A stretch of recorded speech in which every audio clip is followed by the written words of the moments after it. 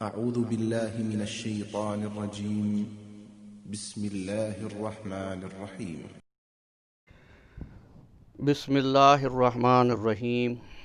الحمد للہ والصلاة علی اہلہا. ناظرین گرامی مرتبت سلام علیکم. ہم دوسری نشست سے مخاطب ہو رہے ہیں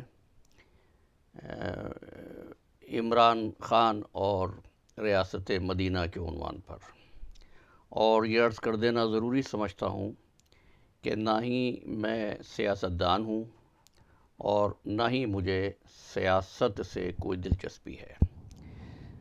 صرف اس عنوان پر بات کرنے کی وجہ یہ ہوئی کہ ایک محترم اور بابرکت نسبت کو اپنی سیاست کی تبلیغ کے لیے استعمال کیا گیا.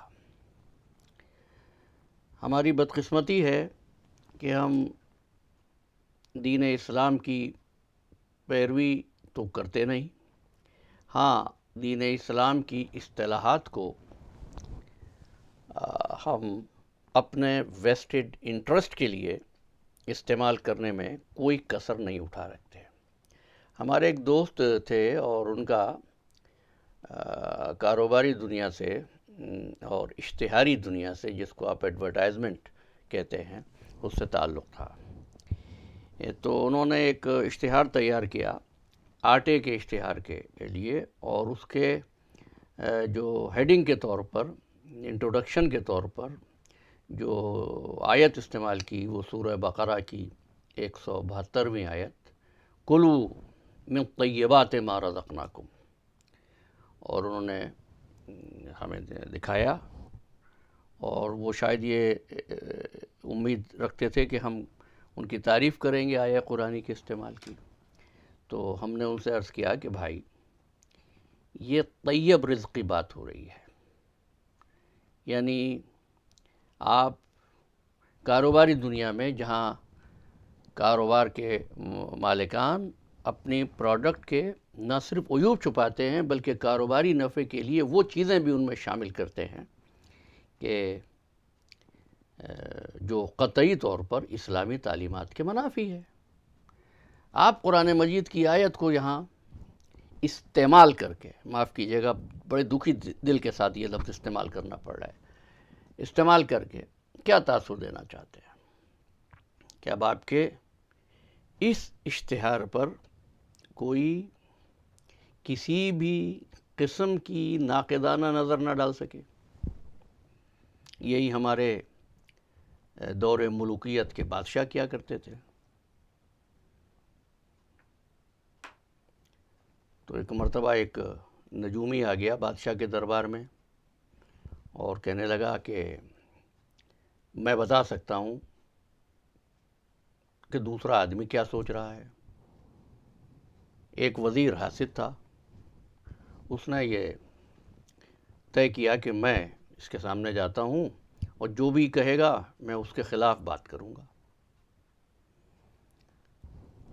اس نے پوچھا وزیر نے کہ بتاؤ میں کیا سوچ رہا ہوں. اب اس نے طے کیا تھا کہ جو بتائے گا میں اس کی تردید کر دوں گا، نفی کر دوں گا. اس نجومی نے کہا کہ آپ بادشاہ کی سلامتی صحت اور درازی عمر کی دعا کر رہے ہیں. ظاہر ہے کہ بادشاہ کی درازی عمر کی تردید وہ وزیر نہیں کر سکتا تھا. بادشاہ نے پوچھا میں کیا سوچ رہا ہوں. انہوں نے کہا آپ اپنی رعایا کی فلاح و بہبود کے بارے میں سوچ رہے ہیں. ظاہر ہے کہ اب بادشاہ اس کو نگیٹ نہیں کر سکتا تھا. ایسے حکمراں مملکت پاکستان میں بھی گزرے ہیں جو یہ کہا کرتے تھے کہ اگر آپ اسلام کو زندگی پر نافذ کرنے کے لیے پسند کرتے ہیں تو میں 5 سال کے لیے صدر بن جاتا ہوں. یہ وہ امور ہیں جو میرے جیسے طالب علموں کو مجبور کرتے ہیں کہ ہم کچھ بولیں. آپ سادے الفاظ میں کہیے کہ ہم چاہتے ہیں کہ اسلام کی بتائی ہوئی تعلیمات کے مطابق اپنے ملک میں نظام حکومت قائم کریں گے. ایسی حکومت جس کو اسلامی حکومت کہا جا سکے کسی کو جرأت نہیں ہوگی۔ آپ نے ریاست مدینہ کا لفظ استعمال فرمایا۔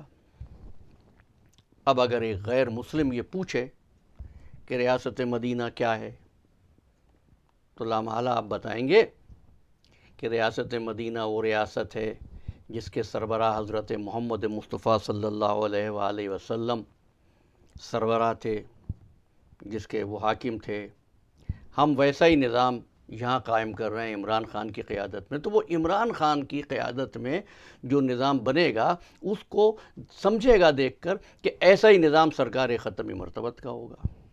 استغفر اللہ۔ تو آپ حقیقت میں حسن نیت کے باوجود توہین رسالت کے مرتکب ہو رہے ہیں لاشعوری طور پر، اور آپ کے وہ مصاحبین آپ کو نہیں بتائیں گے اور نہیں بتاتے، اس لیے کہ خوشامد میں ان کا مفاد چھپا ہے۔ آپ کی سیاست کا مفاد اس نعرے میں ہے کہ جہاں اگر عدلیہ آپ کو بری کر دے تو عدلیہ آزاد کہلائے، جہاں عدلیہ آپ کے بنائے ہوئے ریفرنس کے خلاف فیصلہ کر دے تو عدلیہ کرپٹ کہلائے۔ کیا یہ نظام مصطفیٰ تھا؟ تو اتنا بڑا دعویٰ کرنا ایک جرأت عظیم ہے۔ میری گزارش صرف اتنی ہے کہ سرکار ختمی مرتبت کی حکومت عوام کی رائے پر نہیں بنی تھی۔ حکومت میں، سیاست میں اور نبوت میں ایک فرق ہوتا ہے۔ سیاستدان وہی بات کرتا ہے جو عوام چاہتے ہیں، اور نبی وہ بات کرتا ہے جس میں عوام کی فلاح کا راز چھپا ہوتا ہے۔ یہی وجہ ہے سیاستدانوں کے گلے میں پھولوں کے ہار ہوتے ہیں اور انبیاء کو مظالم کا اور پتھروں کا اور مصائب کا نشانہ بنایا جاتا ہے۔ میں آج یہیں تمام کرتا ہوں اور انشاءاللہ اس گفتگو کو جاری رکھیں گے اگلی نشست میں۔ اجازت چاہتا ہوں۔ السلام علیکم ورحمۃ اللہ وبرکاتہ۔